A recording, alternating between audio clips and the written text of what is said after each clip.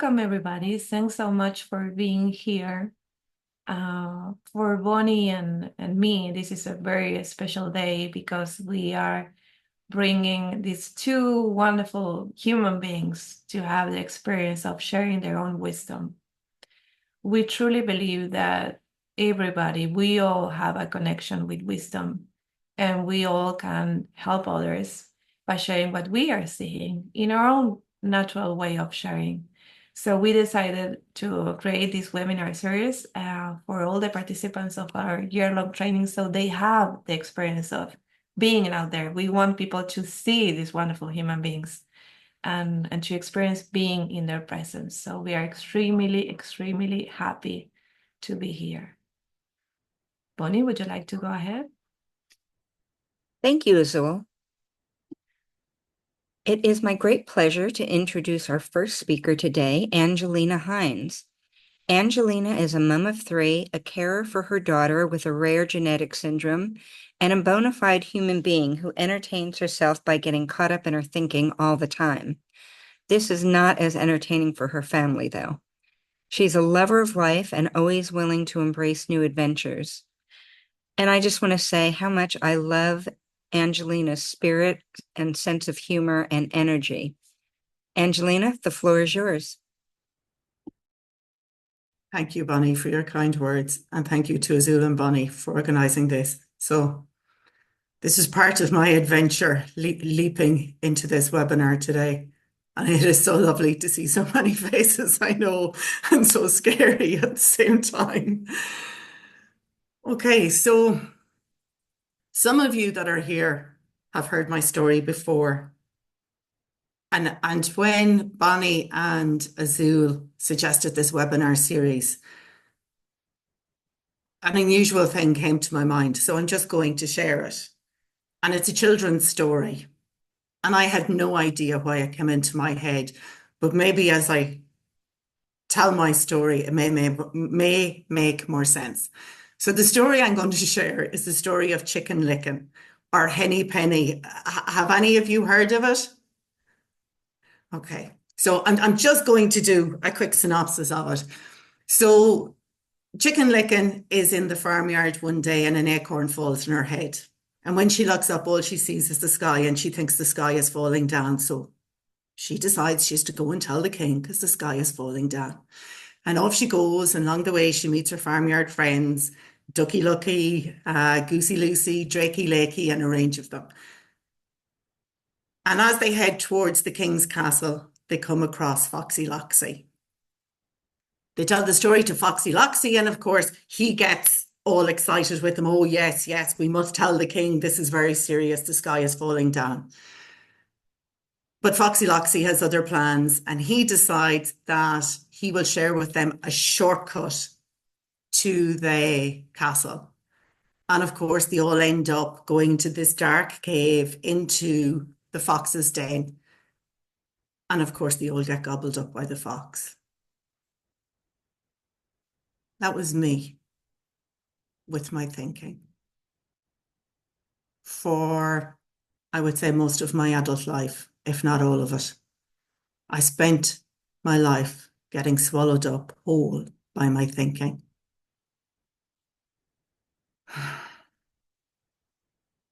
So I lived a life in permanent distress. Some of the words that were used to describe me, and some of them I did not like, but I was very overwrought. One of my family's favourite words used to describe me was highly strung and dramatic. So I was basically the drama queen. And I would have struggled for many years in life. And I lived that way, and that manifested in so many ways for me. One was I had never diagnosed with OCD, but I had a lot of those tendencies. Everything had a place, and if it wasn't in that place, I couldn't cope. Now, the everything being in place just wasn't objects. It was also human beings. It also included my husband and children. And if they weren't in that one spot in that one room and they left it, I didn't cope very well. I felt life was out to get me. And that became, for me, I found the evidence of that. And I gathered evidence of that all the time. And 14 years ago, my youngest brother died suddenly. He was 26 at the time.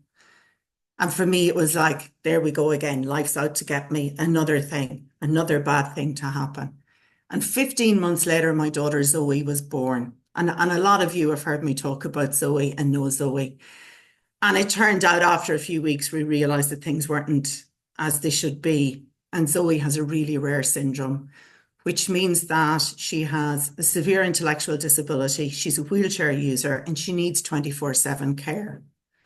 So as somebody who was already distraught and overwrought and constantly distressed, this seemed to add to my distress. And I was in full scale victim mode all of the time. And to share an analogy that I heard from Nicola Bird, I heard her say one day, you know, a lot of us are pedaling frantically on the bicycle of life. Well, I was manically pedaling on that bicycle of life, thinking I needed to control things, thinking that it was all got to do with me, thinking that even with my daughter, I was so obsessed with how can I fix her? How can I change her? What needs to be done? And this constant loop that I was just, it was manic. It was manic. And I eventually reached burnout. Yeah, I just metaphorically fell in a heap.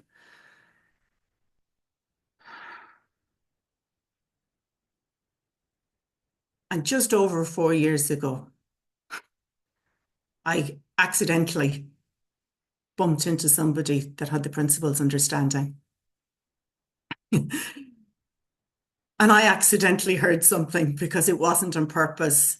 And although I had been a seeker, I had always been a seeker to fix me because I was broken. Because why else would my life be the way it was?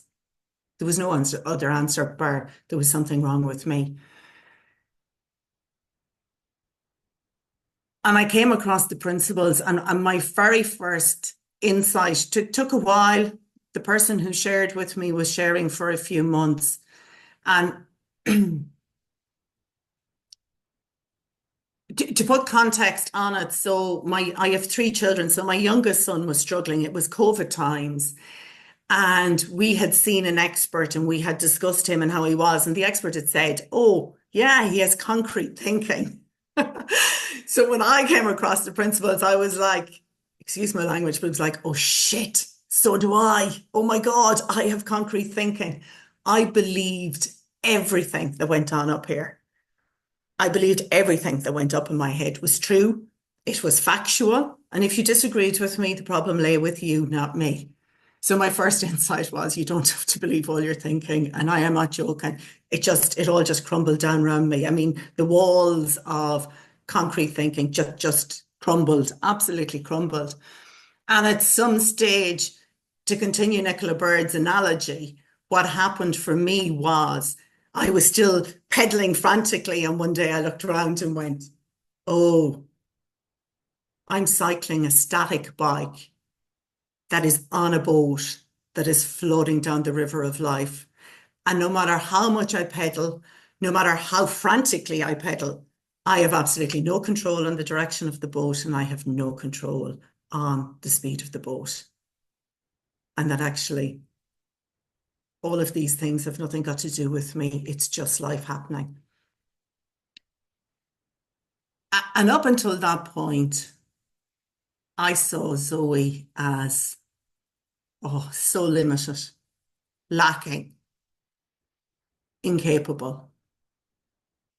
I saw my life as shrinking really, really small and feeling really, really, really trapped. I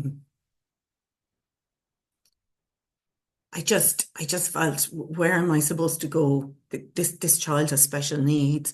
I have to be at home. I have to care for her. I have to do everything for her. And the gift the principles has given me, and just the understanding of I don't have to believe all my thinking, and it's not on me. is that I've begun to see Zoe in just a completely different light.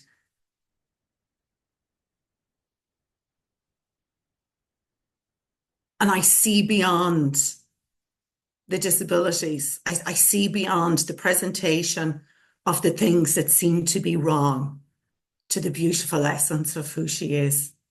And Zoe is the most wonderful kid in the world. Um, Even today, sorry, emotional. She had been away in respite all weekend, and half an hour, 15 minutes actually before I came on the call with Bonnie and Azul, Zoe came home from school on the school bus, and her absolute, so the child is non-verbal, and I thought, "Well, this child will never be able to communicate," but her delight today at seeing myself and her dad, and she's clapping her hands and she's so excited, to the point that the bus driver and the bus escort are also really touched by her reaction to seeing us. And that's, I suppose my story is one of hope. I feel hopeful when I hear my own story. So I hope everybody else feels a sense of hope. But I missed all of that with Zoe because I was so caught up in, oh my God, I have a crap life. Oh my God, I have to care for this child. Oh my God, this is not my dream. This isn't the daughter I wanted. I wanted, she's 13. I wanted to be going shopping with her and putting on makeup with her and talking about boyfriends with her. And for years before the principles and before understanding that she is perfectly okay as she is, I would have missed today's reaction to us. I would have just swept it under the carpet. I would have got busy, busy, busy. I have to do this, I have to feed her, I have to do this for her, blah, blah, blah, blah. Whereas nowadays, I get to actually enjoy her. I get to actually see the beautiful child with a fabulous personality and the unconditional love she bestows on absolutely everybody she meets. It is just amazing. When I get caught up in my head and go, don't like that person, that person did this to me and that person did that to me. And that person may walk into our house and my daughter lights up. She just lights up with delight. And I suppose the title of this is From Edgy to Easy. And I was so edgy and so agitated and so frustrated with my life and such a victim for so long. And being truthful, it's not that I don't go back in there sometimes, I like to dip back into the crap. But more and more and more and more often, I see the beauty that's around me. I see the beauty, I think, first and foremost in Zoe, but in myself and in everybody else around me. Um,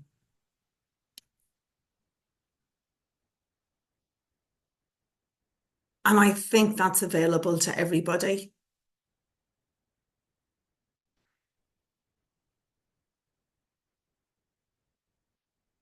And I think it's really about, for me, it was about getting quiet, going beyond the hamsters racing in the hamster wheel. And actually, my 10-year-old still has a lot of thought storms. And he said to me just before I come out of here, because Mammy, those hamsters are going very fast. He says, it's like the wheel is beginning to come off today. And I went, yeah, get that. Me too. Me too. And now I know something different. Now I know that I don't have to stay in that. Now I know if I'm patient and gentle and kind with myself, that moves on. The hamsters quieten down. Sometimes they even go to sleep.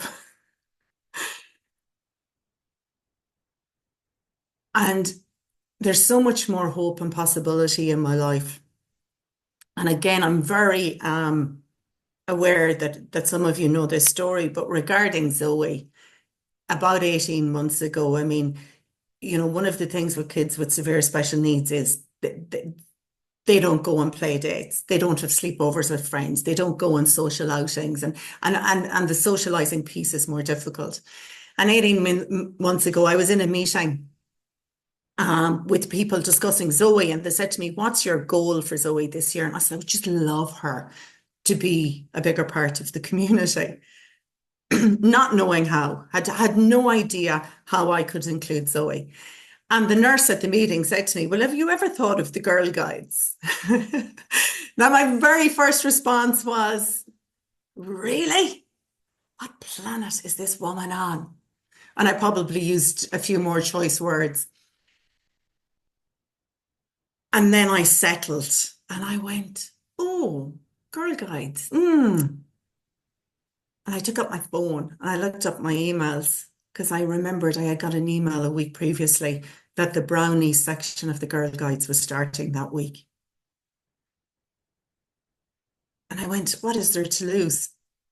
So I text the woman, the leader, over it. And I said, "Look, the easiest way we can do this is me bring Zoe. You see her and decide whether Zoe can be a Girl Guide.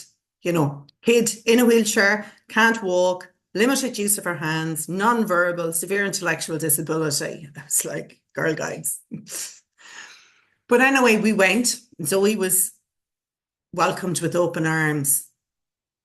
Zoe is now a member of the Girl Guides, or of the Brownie section of the Girl Guides, for the last 18 months. And she's going there this evening in less than 2 hours. And her dad will show her her yellow jumper. And I am not joking. She will bounce in her wheelchair in sheer excitement and delight to get into a room with, I think, 12 or 13 other girls for an hour and a half. And what was really lovely is, because I had all this thinking that Zoe's limited, nobody understands her, I'm the only one who can care for her, she will never experience life. It was just, it warmed my heart. I think it was May this year, one of the leaders came to me and said, so at the end of each session, brownie session, all the girls sit on the floor in a circle and do a little bit of circle time. And this leader came to me and says, "You know, Angelina, Zoe is in her wheelchair during this circle time, but nothing will do her but to get out of her wheelchair and sit with the other girls in circle." And I was like, what? And it was just so amazing that, one, Zoe can communicate, and even more than that, that Zoe knows what she wants. Two, she can communicate it. And three, that somebody outside a member of her family understood what she was communicating. And four, that she's part of that circle, sitting on a cold ground for however many minutes at the end of brownies every week. And that, for me, is the hope and the absolute possibility and the huge gratitude I have to Sydney Banks for sharing his enlightened moment, because it has absolutely 100% changed my life forever. It has changed my daughter's life in ways that I never knew possible, to give her the opportunity to live and experience stuff. And it has changed my husband and my two sons' lives. And I firmly believe that this is open for all of us. We all have this possibility and potential in our lives.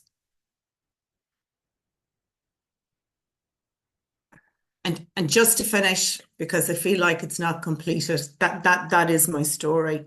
But to get back to Chicken Licken and Ducky Lucky and Drakey Lakey and the rest of them. So when this story came to my mind, I Googled it. I knew it from a child, but I was like, what's the exact wording and what's the exact ending? And would you believe there is a second ending to Chicken Licken? So again, they meet Foxy Loxy. They go into his cave. And at some stage, Chicken Licken has a bad feeling. She turns around and she says to her friends, "Run, quick, get out of here." And they all race out of the cave, back down the mountain into the daylight, and they stop when they're safe from the fox. And Chicken Licken says, where were we off to anyway? And Chicken Licken and none of his friends remember where they were going or that the sky was falling down.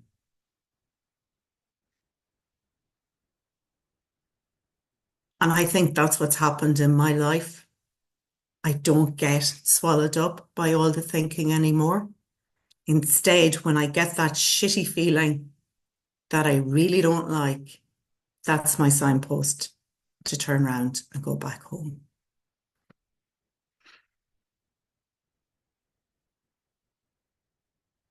And that's my story. So if anybody would like to share, ask a question, comment, please feel free to do so. Wendy? Hello, my friend. Hi, Wendy. Oh, so moving. And I really love that framework of that story. You know, I'm becoming more and more excited myself about the power of story, my own personal stories, and or the way that you used a fable that we are all familiar with. And who knew about that second ending? Thank you for that. Thank you for that. What struck me when you were talking is I got interested in Zoe. And I'm all excited about the fact I don't know the child's name. I don't know what's going to happen, but her best friend is in that circle with her.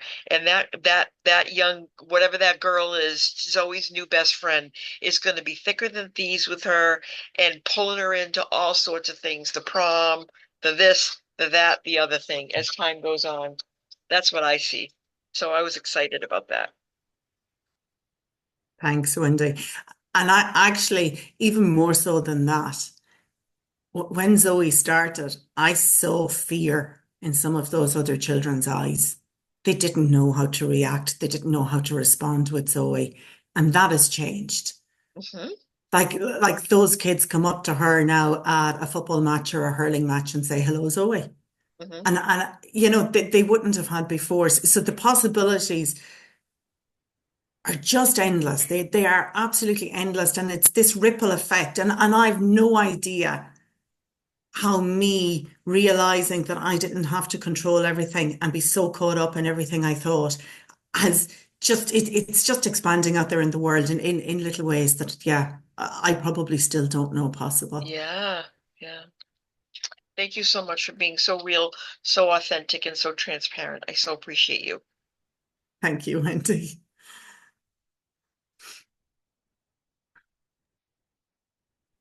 Anybody else would like to share or ask a question? Peter.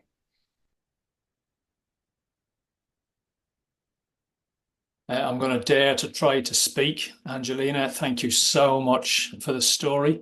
And thanks to Bonnie and Azul for creating this. You had me almost in tears at least twice. And you've spoken to me before about your daughter. But today was rocket fuel. Absolutely inspiring and moving. So the main reason I wanted to speak was just to thank you. Thank you, Peter. Thank you for being here to support me today. I do appreciate it. My pleasure.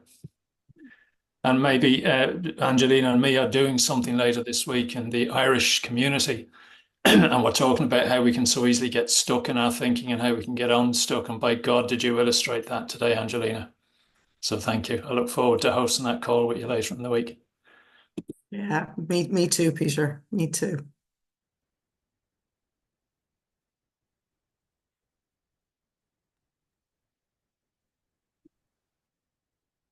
Tyson.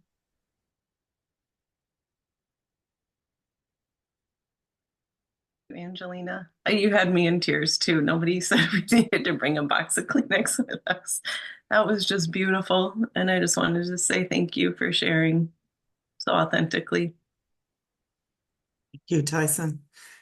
Azul and Bonnie told me beforehand to bring tissues, so I brought tissues. Would you like one? I missed that memo.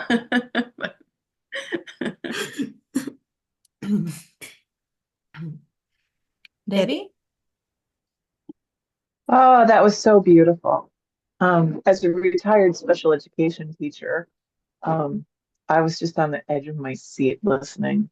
And I was reminded when you talked about the nurse who made that suggestion that sometimes we just never know when we make a suggestion how it's going to affect somebody else. So thank you very much for that story. And I love the second ending. I might use that.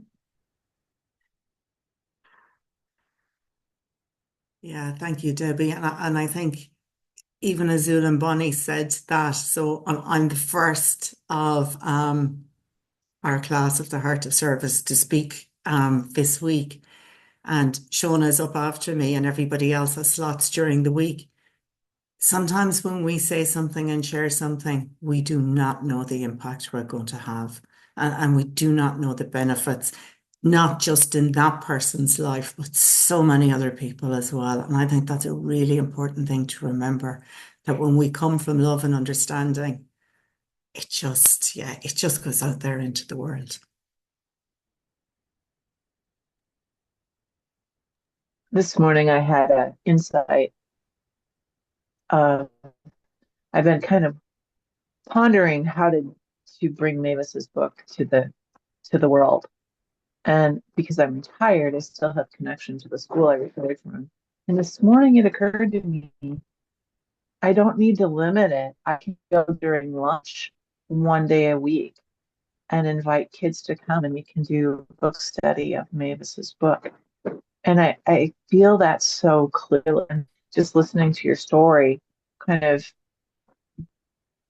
brought that full circle for me. So thank you. Oh, wow. Wow. And yeah, I have Mavis's book behind me. I absolutely love it. So simple, so profound. Thanks, Debbie.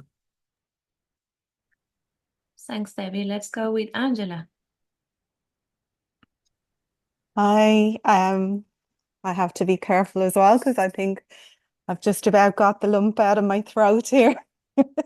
And Angelina, wow, is all I can say. I know how nervous you were about doing this, but oh my God, that was just unbelievable. Like, I've heard parts of the story as well, but just to hear it as a whole in that quietness that everybody, you kind of put everybody into that space, that I just heard it differently and deeper today. And just for me, what I got out of it is how many times we think we know how it's going to be because we look at what we see in front of us and we're so sure this is all it can be. And to just, have that moment to understand and see through that thinking what actually becomes available. Like, it's just magical. And oh my God, I can't wait to meet Zoe. I have to make that happen. But yeah, thank you. And absolutely well done. Seriously, that was amazing. Well, thank you, Angela. Thank you. So good. Deborah? Hey, Angelina. Hi, Debs. Hi. I have heard your story before, but I think sharing these stories is what brings the principles and what Sydney Banks was pointing to alive for people. I think it's so important to share our personal experiences of what changed because of the possibility that opens up for people. And listening again, like everybody else, I was kind of going off screen like this so that it is such a powerful story. So I want to say thank you for having the courage to share your story. I just think that there is something so important in sharing our experiences in this way. And it's not even to say you will have the same experience as me, but it is just to say to open up what is possible. And I think that's what Sydney Banks pointed to so beautifully. When we find ourselves in situations that look impossible, they're just not, when we can open up to seeing something different. Nothing nothing is impossible. And I think sometimes people get in their heads and think, yeah, but you know, you don't know what's going on with me. My situation's impossible. And I think these kinds of things really shine a light on what is possible. So thank you. It was really beautiful to hear you speak. Thank you. Thank you, Deb. It's lovely to see you here. Thank you. Peter? While Angela was speaking, something else occurred to me. Angelina, in your story, I loved that image you had of being on the boat going on the river, but you were pedaling frantically on a stationary bike, but the boat was doing its thing and going at its speed. But what it dawned on me while Angela was speaking was what I loved in your telling was there were a few moments where you paused, and I just drank in the silence that had been created in this gathering. And it gave me a chance to absorb what you'd said previously. And it's almost like that lump in the throat that Angela spoke. I could let it settle, and then I was ready for the next bit. So thank you for also coming out of the frantic cycling to let the silence give us a chance, because it certainly gave me a chance. Just wanted to add that. Thanks, Peter. I think for me, that has been one of the biggest changes for me, is taking the moment to just pause and settle. And sometimes to give my mind a chance to just connect with wisdom. And I think it's really valuable what you said, Peter, because the day the nurse suggested the Girl Guides, my first response was negative. My first response was, you're bloody not well in the head kind of thing. What in the name of God would you be, why would you suggest something like this? Why would you suggest Girl Guides? And because I now take that pause, then I heard wisdom going, actually, Angelina, you know something about brownies. You've got correspondence. Go check it out.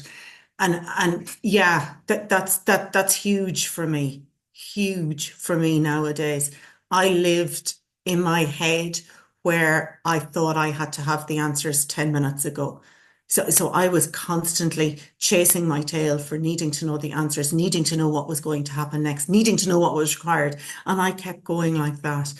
Whereas now, and when my mind starts to go like that, for me, that's a sign to pull back, settle into the chair, Angelina, take a breath, calm down, see what comes. So yeah, Peter, that has been a huge game changer for me. Thank you, Peter and Angelina. Wow. I believe I'm speaking the name of Bonnie and me. We are a team. We think alike all the time. This was such generous sharing. You came here, you were yourself, you brought your heart, and you offer us a new window to see how impactful wisdom can be in every life decision. And in your story, like, you showed clearly how thinking sometimes creates a very solid reality, like it's impossible, and then that you allow that to fade away, and you're opening for all of us a new world of infinite possibilities. So thanks for that. I know that people here is hearing something, and all the people that is going to watch the recording, they might listen to this exactly at the right moment. So thanks for being in service to everybody. And Thank with you, that, Azul and Bonnie. it's our pleasure, our pleasure.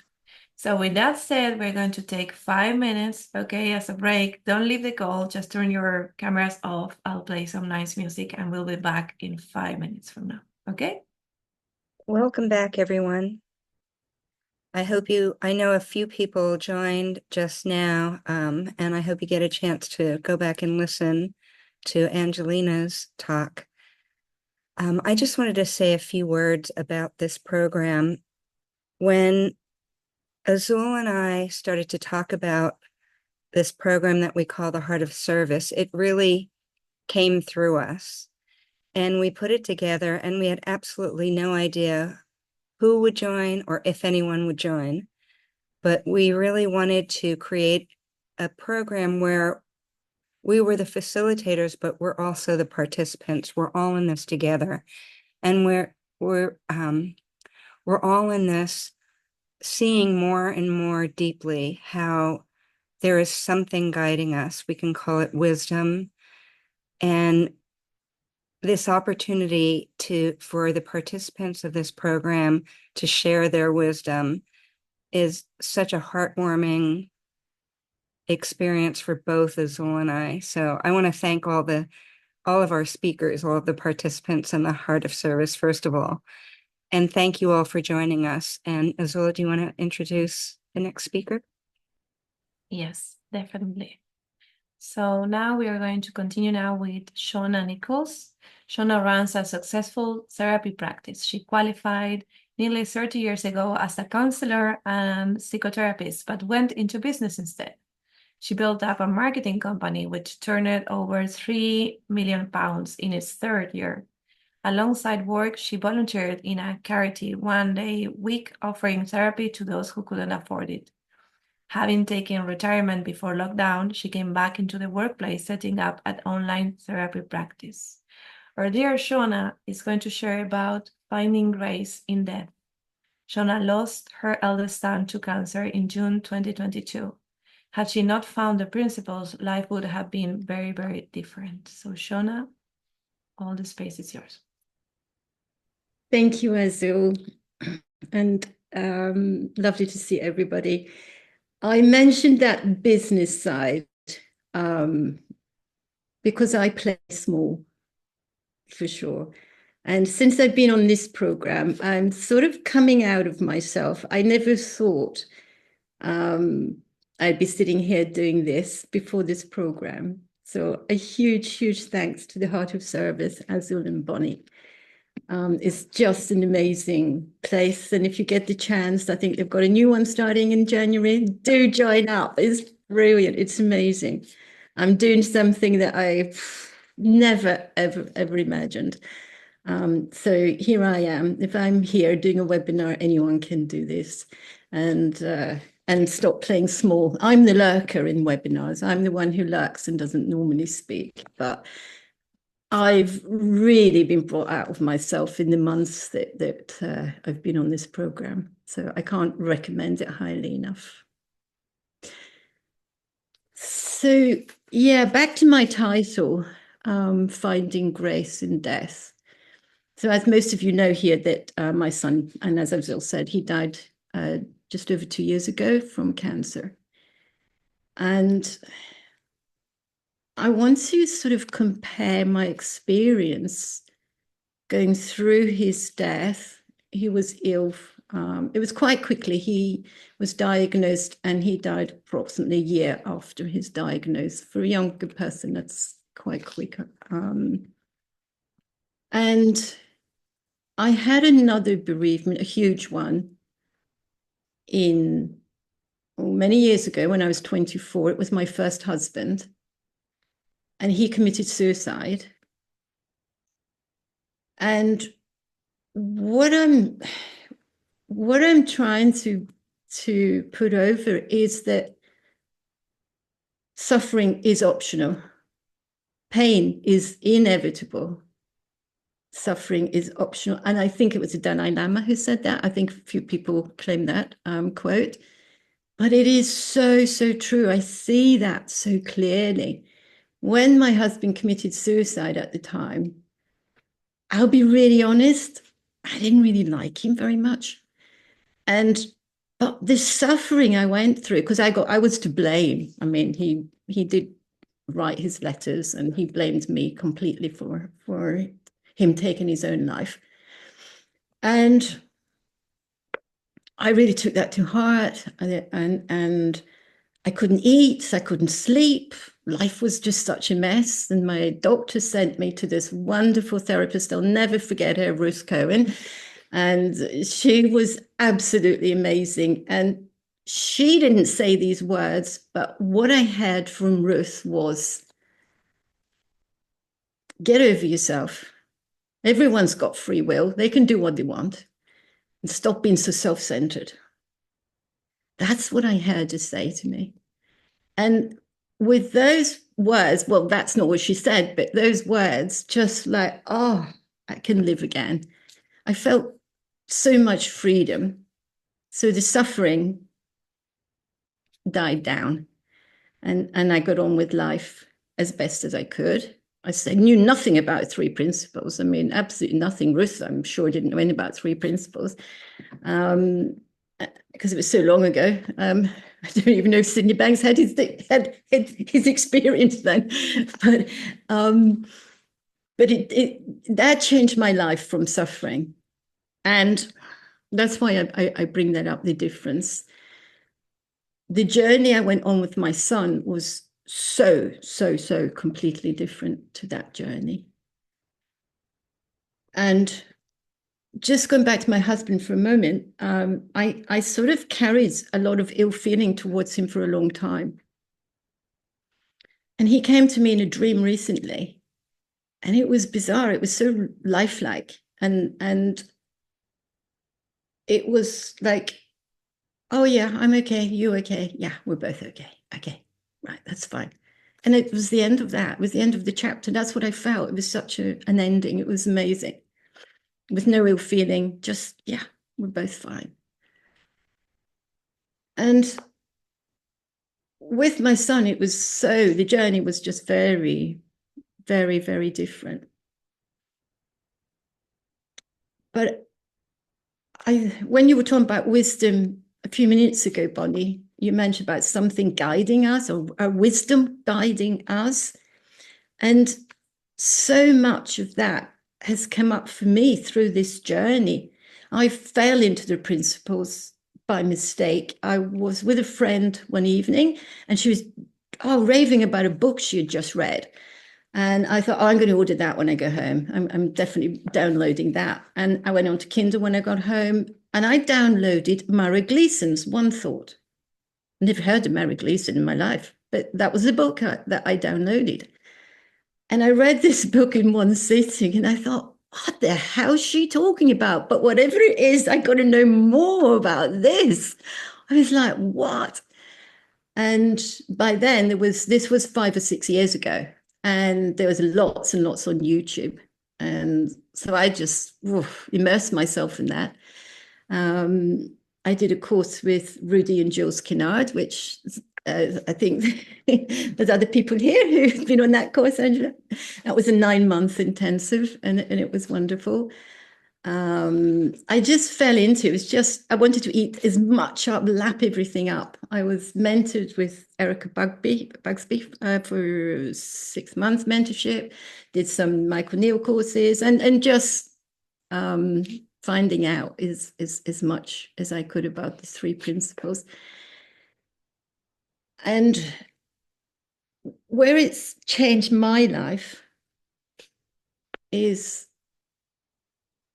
through realizing the stories that I've made up. You know, when my husband did what he did, I suffered because I made up stories of, I was an awful wife, I was a terrible wife, how could he do this? I was completely blaming myself for what had happened. And that was all through my thinking of what had happened. And whereas I've traveled the journey with my son with none of that thinking going on. It's been a journey of pure love. And going back to, sorry, I'm jumping about a bit, but going back to the guide, that has come up for me so much. I fell into a class with Rob Cook and Deborah Barron, and it was public speaking. They did a public speaking class when my son was ill at the time. And it was during lockdown, and I think we were just coming out. And I thought, we were asked why we're here. I honestly didn't know why it was there. I really had no clue. I just just was attracted to this. And yeah, I just thought I'd do public speaking. And it was an amazing course. It was absolutely wonderful going through the months with them. And I was traveling back and forth to the UK to see Ben, my son. And we sort of cried. It was a long time after the course had finished. And Deborah and Rob were asking, so what did you get out of it, Shona? What did you get out of the course? And I said, I was able to speak at my son's funeral. That's what I got out of the course. I was able to stand up there in front of everybody and talk about my son. That's what I got out of it. And we all sort of had to cry about that. So I was guided for their course. That's my feelings. When Ben died, I live in France and he was in the UK, so I was going back and forth a lot. And I was on the plane one afternoon, early evening, going back to the UK, and I sat down, and the chap sat next to me, and he looked very nice and pleasant and everything, but he tried to speak to me. He was like, how's your day been?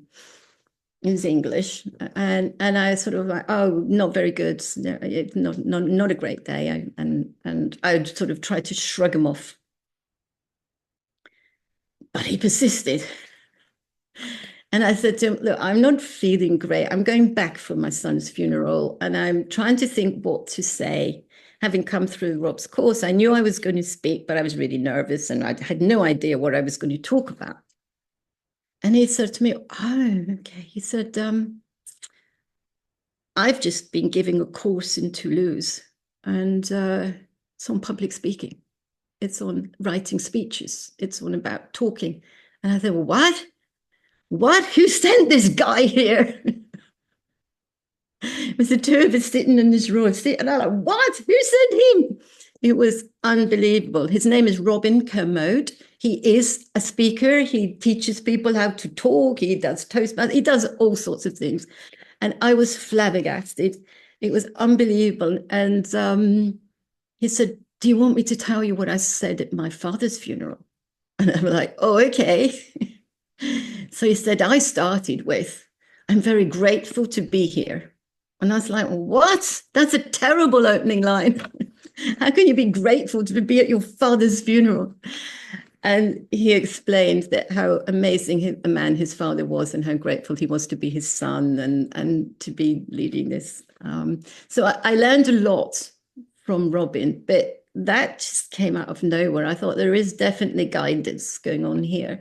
You choose your seat online. I had chosen my seat. He had chosen his seat, and there we were put together. So it was incredible. And staying on that subject, when there was not long after Ben had died, I was back in France, and my horse, who unfortunately died last Thursday, it's a different story, bless him. I was walking back with the dogs, and he had a egret on his back. There's a beautiful white bird, looks like a little pelican type of thing. It's a small bird, but it's funny shaped bird. And he was on the back of William. And I just stood there and I was watching this and thought, oh, that's just a beautiful sight. It's just so cute. And I love doing the New York Times Wordle every day. And when I got back, I had my cup of coffee and was doing my Wordle. The word was egret. The thing I'd just been out there looking at. And it was like, I just felt I was guided to stop and look at the egret. And then it was like Ben telling me, hey, I'm still here. I'm with you. You know that, don't you? And it was like a message straight from him. That was egret. And it was just beautiful. When I was leaving the UK after the funeral, his father gave me a photo and he says, I think you might want this picture. And the photo was Ben standing with his brother, my youngest son, sitting on a little Shetland pony, we were at my sister's, and her son was next to them. So the three boys were in this picture. My youngest son sitting on the pony, and Ben at the side and Kevin the other side. And he gave me this photo, and I thought, oh, I haven't seen that for years and years and years. So I brought this photo back. And a friend of mine who had come to the house in France to watch the dogs, she left me a note saying, I've left you a photo frame. When you feel up to it, put a nice picture of Ben in there. And I thought, oh my God, I've got the photo. So when I got back, I put that in the photo frame, and I was like so chuffed, and oh, this is beautiful, perfect.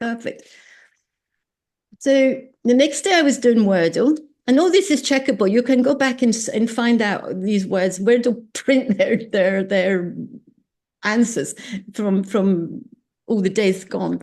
And in the morning, I was doing Wordle, and I was looking at my beautiful photographs. So there was Ben, there was David, and his brother, Midge, he was sitting on, and because it's a Shetland pony, so he's very small, so he's called Midget. But we always called him Midge. Doing Wordle that day, Midge. Midge was, I didn't even think it was a word, because in Scotland we call them midges. We always use plural for midge. We never, because there's never one midge in Scotland. You get covered in midges, those little flea-like things, and there was a word of saying midge. I was like, oh my God, this is just wow. So his presence, the love is, I just feel always, and I think sometimes he reminds me of, well, I'm still here, Mum. It's okay. It's fine. So, and they still happen today. These amazing coincidences, some people would call them, but to me, they're my little miracles. I call them my little miracles, and they're there all the time. So, when Ben was discussing his funeral with me, he said, Mum, do what you like with the ashes. I don't care. Just you do what you want with them. And I said, well, you know what? It'd be nice for a little place where people can come and pay, for me, I said just to come and pay respects and bring flowers and sit and have a sandwich even, something like that. And he says, well, you just do what you like. I said, okay. So in the village where in England, where I have the house, there's a church there. It's a beautiful church. And I thought, well, Ben lived there for a while. And I thought, I wonder if they would let me put the ashes there, because they have a crematorium part. And I thought, I wonder if they'd let me put them there, because we didn't go to that church. And so we got in touch with the vicar, and his name is Ravi Oli. I was like, what? Ravi Oli. And he is the most amazing, gorgeous person, Ravi. And he said, yeah, of course you can. Absolutely. So Ben is buried in his churchyard. And on the morning of this burial, burying the ashes, Ravi was there, and he spoke some words about Ben, because we had been out and just chatting about him. We met up and we had coffee in the pub, and he said, just tell me about your son. And he did. So then he talked about Ben. And Peter, the undertaker, was there. He arrived in his car, brought the small coffin with the ashes. And there was only about 8 or 10 of us. His actual funeral was huge. The place was completely packed. But this was just for very close family and friends. There was only about 8 or 10 of us there. And Peter put the coffin in the ground, and Ravi said some beautiful, beautiful words. We were really, really feeling this. And then I was the first to put some dirt from the ground. We throw it onto the coffin. So I picked the dirt up and I threw it onto the coffin. And as I was doing that, my bag, tiny little shoulder bag, slid all the way down my arm into the coffin, on top of the coffin. Ravi says, "Oh, that's never happened before." I'm like, oh shit, what do I do? I just stood there frozen. I thought, oh, I don't know what to do about this. And then listening to Ravi, that was funny that, oh, it's never happened before this. And then one of Ben's friends said, oh, Shona, he's only after your PIN number anyway, because it was not much bigger in a wallet, this bag. And so it's down there. And Peter eventually thought, she's not going to move. She's not going to do anything. I better jump in there. So he got on his hands and knees. And because the bag was so small, he had to scrabble around and eventually found the bag and brought the bag up. And this is what Ben was like. So all I could hear while this was going on and while I was standing, not being able to move, frozen, what was going through my head was Ben saying, excuse this language, but it was like him saying, for fuck's sake, Mum, can you not even throw a bit of dirt into the ground without causing a scene? And that's what was going through, because that's just the thing he would say. And so anyway, we got the bag out, everything was fine. We went to the pub and we had drinks and things. But going back to the suffering, it's the saddest thing I've ever gone through, and I'm quite sure we'll ever go through.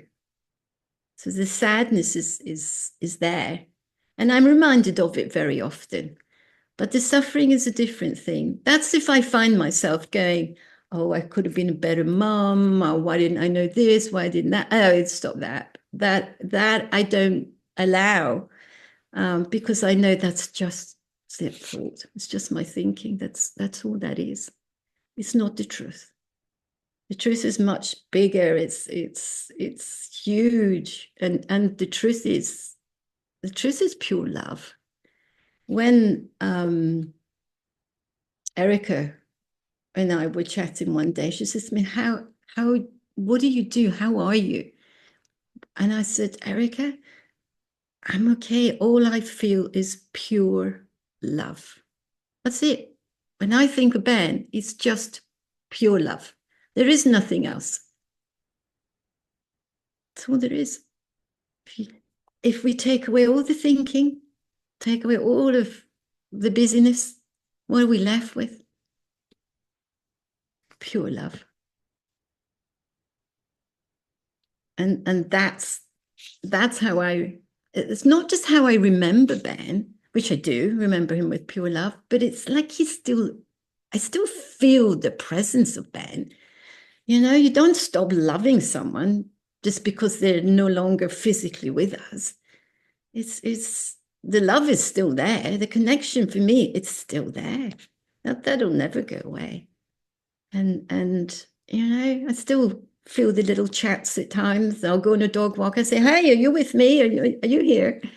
And I just feel his presence at times, and that to me is this huge difference by what we think of where our thoughts are, by accepting I can't change what's happened. Yeah, I can make myself suffer about it. I could be, oh God, I would be a different person had I not come across the principles, had I not ordered Mara's book that day. That was guidance. Had that not happened, I could be a raging alcoholic. I could be taking drugs. I could be angry all the time. I know that I would be a different person had I not come across these teachings, this understanding. I'd be in a very, very different place. And it's just that memory that it's just love. It's pure love. That's what's left. That's what exists. Always.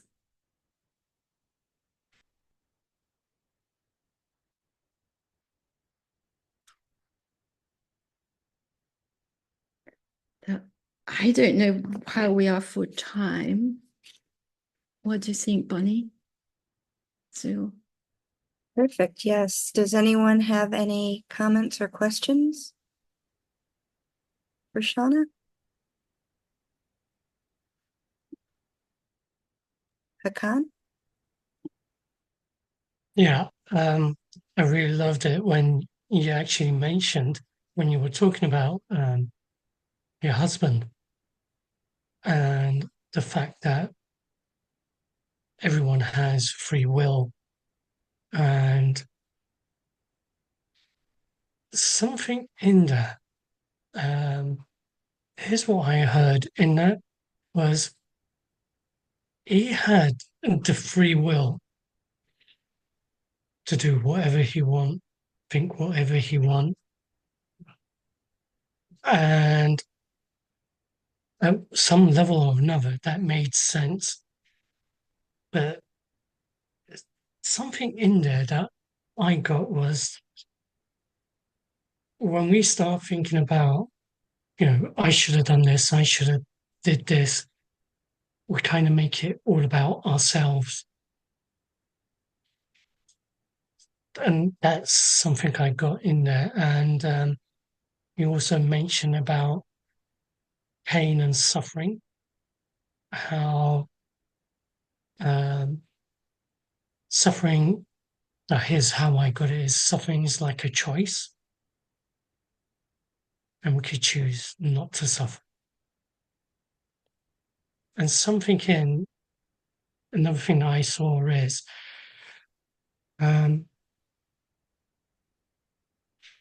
whatever another person's doing, it makes sense to them.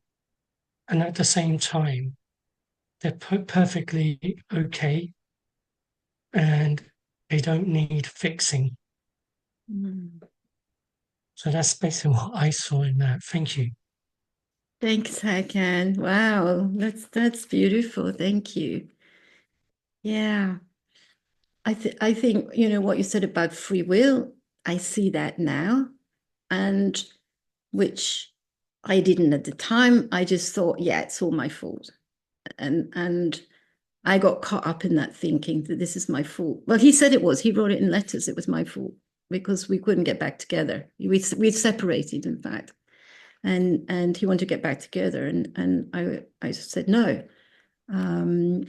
And so he did that, and that was all my fault. But and I really did believe that, and I really thought that was true, and I made stories up around that, and I suffered for doing that.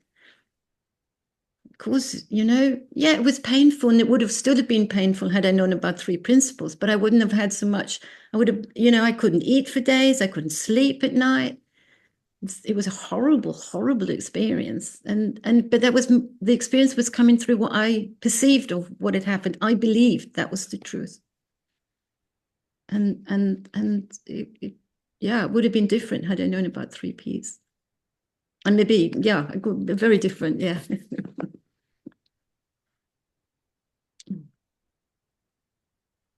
Thank you, Hakan and Shona. Angela? First off, Shona, oh my God, thank you for the vulnerability and the courage to tell the story so honestly and so I feel like so heartfelt. It's funny, we did our course a few years ago, and when these webinars came up, it was through Angelina that I was coming on. And I was so surprised to see then that you were going to be the second speaker. So talk about coincidences and things that happen. And just the absolute other coincidence is that I have two anniversaries coming up this week. And one is my brother 18 years ago and my dad 1 year ago. And really seeing the difference between how I was through both of those. So I totally resonate with what you're saying, of how different it can be when you know this. the difference it makes is just, I can't describe it. It's really, really hard to describe it, but you did a really good job today. And yeah, I just wanted to say thank you. And yeah, you are amazing. To be able to speak and hold yourself so well is just unbelievable. So thank you. Oh, thanks, Angela. I think we were in Viva last year when just after your father died, we were talking That's about. right. Yeah. Yeah. Actually, even that's gone because that was like in a different world nearly. Yeah, it was literally a week or so after, 2 weeks after. So you were so kind to me back then. Actually, you were so helpful to me then too. So thank you. Thank you, Angela. Thank you.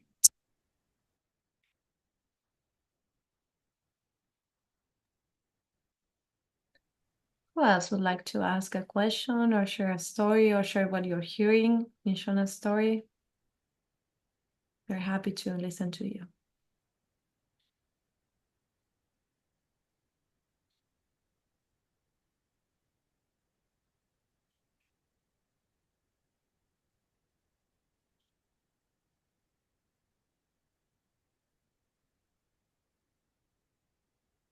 Angelina. Thank you so much, Shona. That was just absolutely beautiful. And I feel really honored that I got the opportunity to do this with you today. And what I love is the words you put on it, pure love. And I didn't, I think I mentioned in my talk that Zoe was unconditional love, but you're right, you are so right. And that's what I'm hearing now, even in my own story, is it is just pure love. We are pure love when we get beyond the noise in our heads. And life is so much easier to navigate when we come from that space. And thank you for putting those words on it, Shona.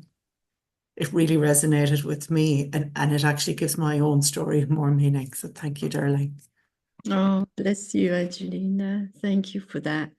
And what I didn't say, because I know I said earlier that I didn't really like my first husband at that time. And when he came to me in the dream, afterwards, I just felt love for him. It did change how I felt. I thought, and it was like, oh, it is all pure love, all of it. It's if you strip everything away, it's all that we're left with. Thanks, Angelina. Debbie?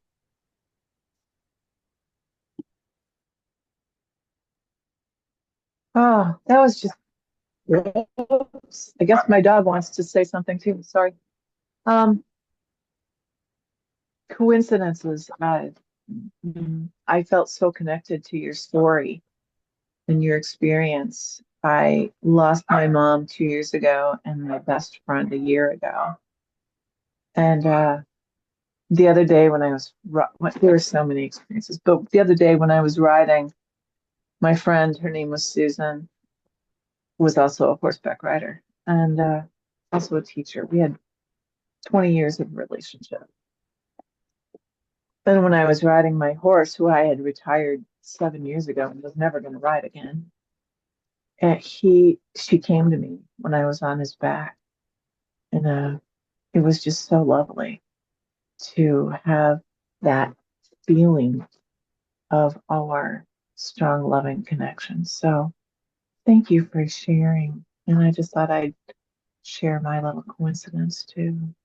Oh, that's beautiful, Debbie. That's really, really, when you feel that presence, that's beautiful. And you know, horses grieve too. I'm sure you know that already. But when William died last Thursday, his mate Charlie, he lay there. He lay down beside him all night. He was there. And he was grieving, and he wouldn't eat the next day. When William's body was taken, he wouldn't eat and he wouldn't do anything. Oh, he comes when I call him, he's coming for his food, and he's got another horse arriving this week. So we've got somebody else, and she's a mare, who was 8 days away from being slaughtered. So we've stood in and we've rescued her, and she's coming this week. So I'm so over the moon. And they're both old. They're both 28 years old. They're both the color. They're the same color and everything. So I can't wait for her arrival. She's in a charity just now. She was taken from the owners because of their bad, the way they treat her, bad treatment, and she's coming this week. So I'm over the moon about that for her. Thanks, Debbie. You're welcome. That's a lovely story too. Yeah. And they do grieve. They do grieve. We lost a mule who was partners with one of our older horses, and she crossed somewhere else, and I brought back her halter and I hung it up, and Duke pulled her halter and lead rope. He'd never done this before, but he pulled it into his stall with him. Yeah, they do. They do grieve. Thank you. Thank you.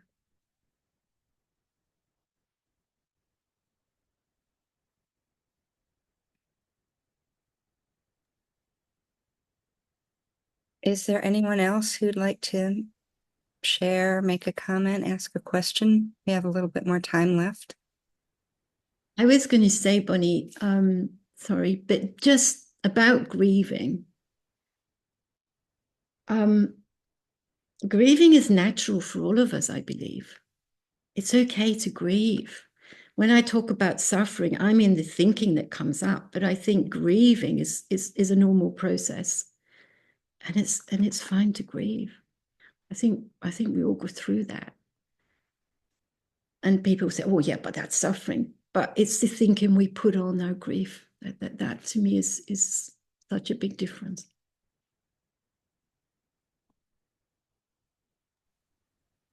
Yeah, thank you for that, Shona. There's so many beautiful parts to what you were talking about today, but bringing it all back to all we are is pure love. You know, I just really love that. I'm going to take that away with me today. Thank you for that. Oh, thanks, Bonnie.